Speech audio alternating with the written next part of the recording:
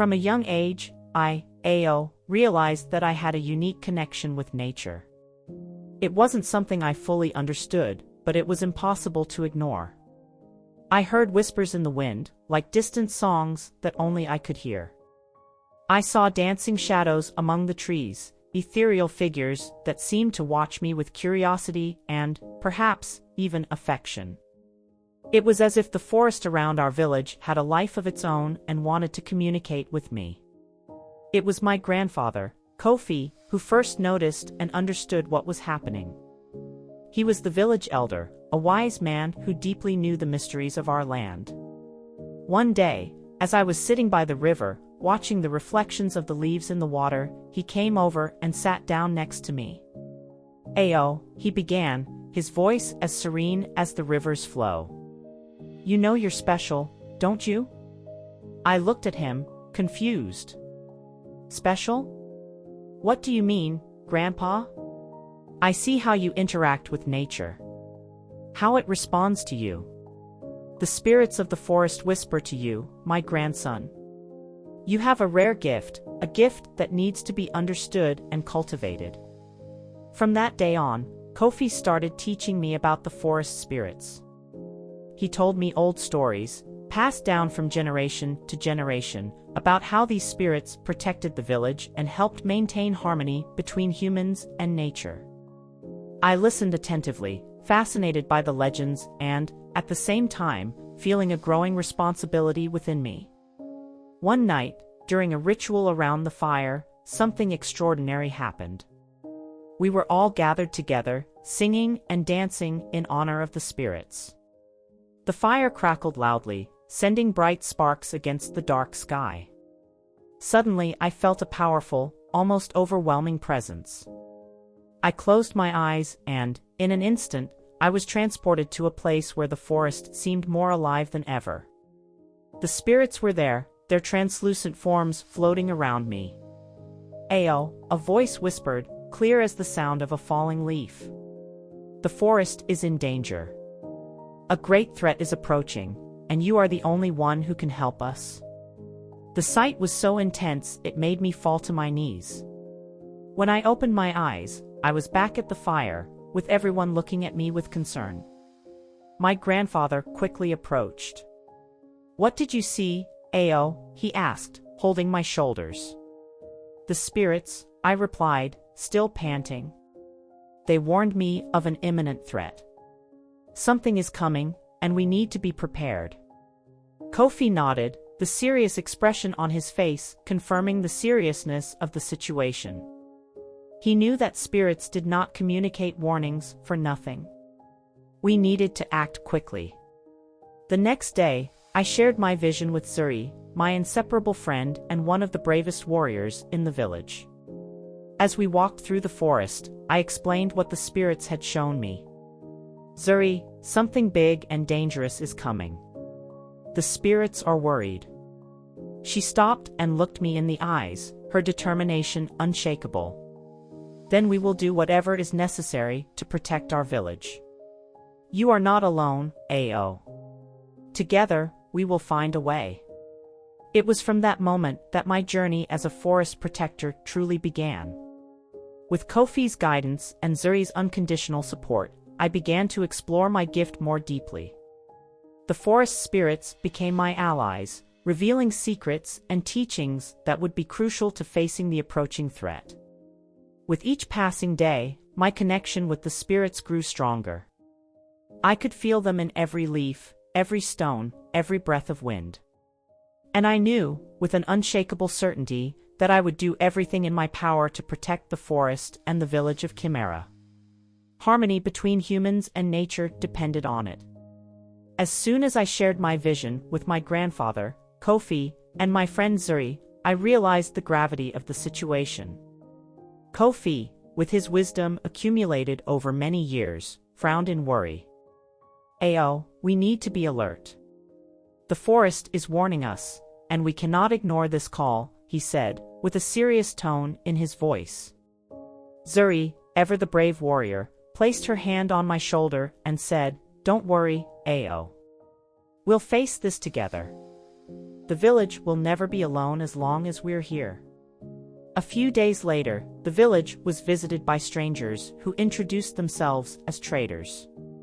At first, everyone in the village was curious and somewhat receptive. After all, visitors were rare and always brought news.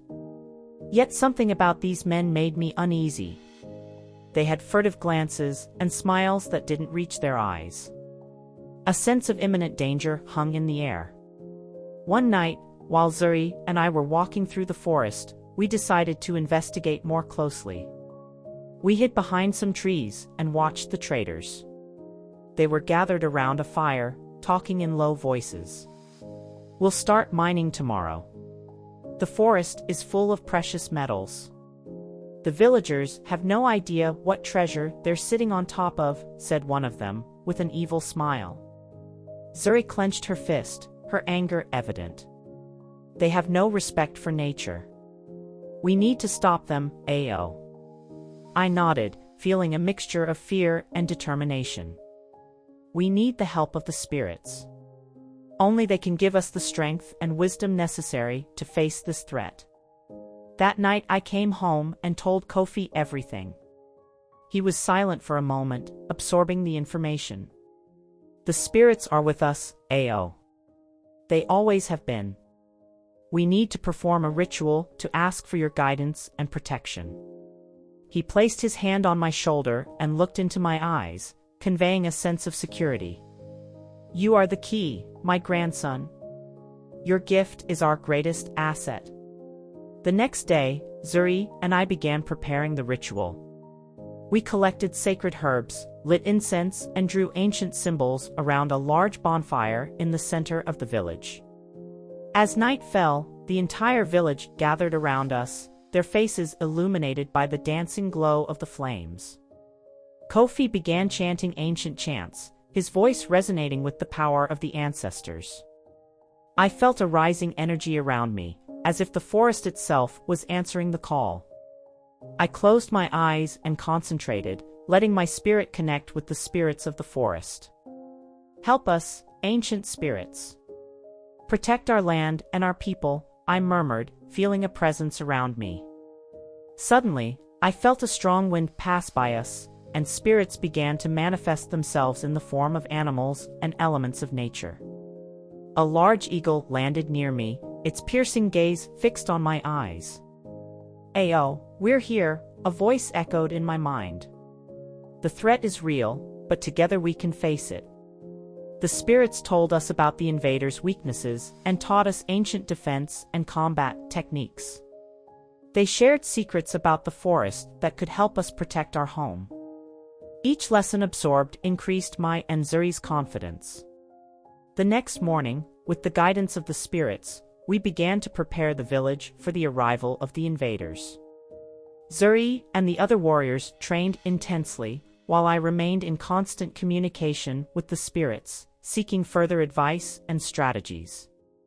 We knew the battle would be difficult, but with the help of the spirits and the unity of our people, we were ready to face any challenge. "We're in this together, AO," Zuri said, holding my hand firmly. "We will protect our village and our forest, whatever the cost." I nodded, feeling the strength and determination within me grow. "Yes, Zuri. We will fight. For our ancestors, for our land, and for Kamara's future." When the situation became desperate and the weight of responsibility began to suffocate me, I knew it was time to seek help from the forest spirits. On the night of the full moon, I prepared to perform a special ritual, one that my grandfather Kofi had taught me.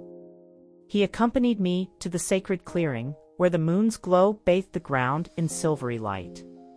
Zuri, my faithful friend, was by my side, holding my hand firmly.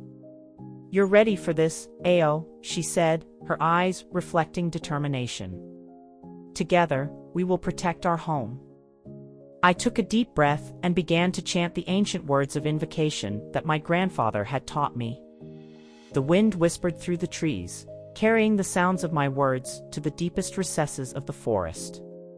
Little by little, I felt a presence around me, an energy that was both comforting and overwhelming. The spirits were listening. Suddenly, they appeared before us, taking the form of majestic animals and elements of nature. A large wolf with shining eyes, a hawk with iridescent feathers, and a serpent with silver scales. The air around us seemed to vibrate with their energy. Ao, son of Chimera, the wolf spoke, his voice echoing like thunder. We hear your call. What is your need? With my heart beating fast, I explained the situation.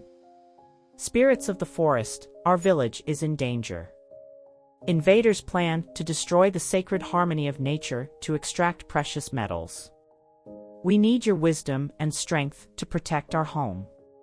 The serpent raised its head, its eyes shining with ancient wisdom. You have a deep connection with us, young Ao. We are ready to help, but you must be prepared to accept our power and responsibility. I looked at Zuri and saw the same determination in her eyes. We're ready, she said, shaking my hand. The hawk descended from the sky, its wings cutting through the air with grace. So listen, children of the land. We will teach you ancient techniques of combat and protection, and reveal secrets that the forest has kept for centuries. With our help, you will become the defense of the village. During that magical night, the spirits taught us extraordinary skills. I learned to move like the wind, to attack with the precision of a hawk, and to defend myself with the cunning of a snake. Each technique seemed to awaken a dormant power within me. Zuri, always courageous, absorbed each teaching with the dedication of a true warrior. You must trust your instincts, Ao, the wolf advised. The forest is alive, and its secrets are your allies. In addition to combat skills, the spirits revealed secrets about the forest that could be used against invaders. We discovered plants with healing and poisonous properties, hidden paths between trees, and weak points in the forest's natural defenses that could be strengthened. As the sun began to rise, I felt a growing power within me, a strength I had never experienced before. I knew that, with the help of the spirits, we were ready to face any threat. We returned to the village and shared what we learned with our people. Grandfather Kofi watched with pride as Zuri and I led the preparations. The entire village came together, each playing their role to protect our home. We're ready, Zuri said, looking at me with a confident smile. Let's show these invaders that they are not just dealing with a village, but with the very essence of the forest. With the help of the spirits and the strength of our community, we felt victory was possible. The battle would be difficult, but we were prepared to fight to the end to protect the sacred harmony between humans and nature. The day we feared so much has finally arrived. The invaders attacked Kamara's village with a fury that seemed impossible to contain. But we were prepared. I clearly remember the morning it all started. I was with Zuri and my grandfather Kofi, near the great sacred tree, reinforcing our defense plans when the sound of enemy drums echoed through the forest. Ao, it's time, Kofi said, his voice filled with wisdom and concern. Remember what the spirits taught us. You are the bridge between us and them. I nodded, feeling the weight of responsibility on my shoulders. Zuri squeezed my shoulder encouragingly. Let's show them what we're made of, she said, a determined gleam in her eyes.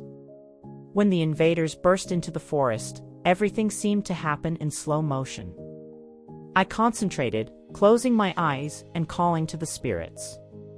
Protectors of the forest, we need you now more than ever, I whispered, feeling a familiar energy course through my body. The forest began to respond to our call.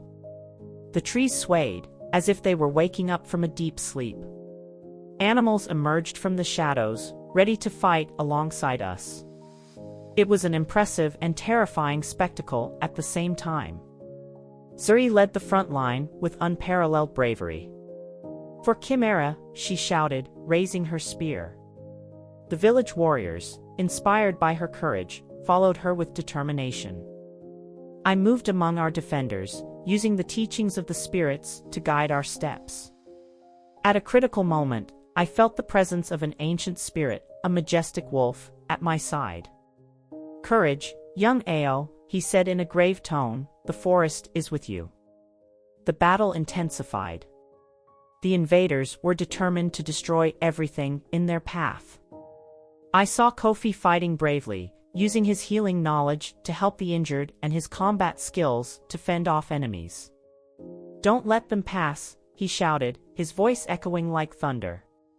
There were moments of despair. In one of them, I saw Zuri fall, hit by a treacherous blow. I ran to her, my heart racing. "Zuri, hang in there," I begged, trying to use the spirit's energy to heal her. She opened her eyes, a faint smile on her lips. "I'm fine, Ao. Don't worry about me. Go, protect the village," she said, with a strength that surprised me. With renewed determination, I stood up and faced the enemy. In a moment of extreme tension, when everything seemed lost, I felt an even deeper connection with the spirits.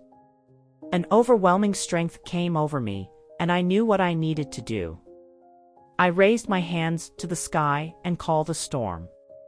"Spirits of wind and rain, heed my call," I shouted, my voice echoing through the forest. Dark clouds quickly formed, and torrential rain began to fall. Lightning streaked across the sky, disorienting and weakening the invaders. Kamara's warriors took advantage. With the help of the living forest and the spirits, we managed to repel the invaders. But the fight was far from over. The storm brought a moment of relief, but it also revealed the true scale of the threat. Many of our warriors were injured, and the village had suffered heavy losses. As the battle continued, a persistent thought hammered in my mind: who was the leader of these invaders, and why were they so determined to destroy our home? I knew the answer was within our grasp, but the revelation would be more shocking and devastating than I could have ever imagined. Just when all seemed lost, a shocking revelation hit me like a bolt of lightning. Jabari, the leader of the invaders, was no stranger. He was, in fact, a former apprentice of my grandfather, Kofi, someone who had been banished from Chimera village many years ago. The story of his banishment had always been shrouded in mystery, but now, with the threat before us, it all made sense. Jabari had returned to take revenge and gain power at any cost.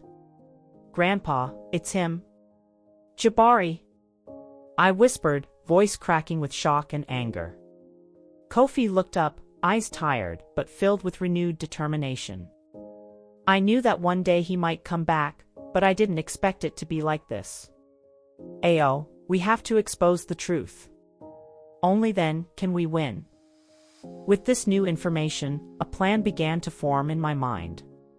I knew I needed to confront Jabari and reveal his true identity, not only to the village, but also to the very men he led.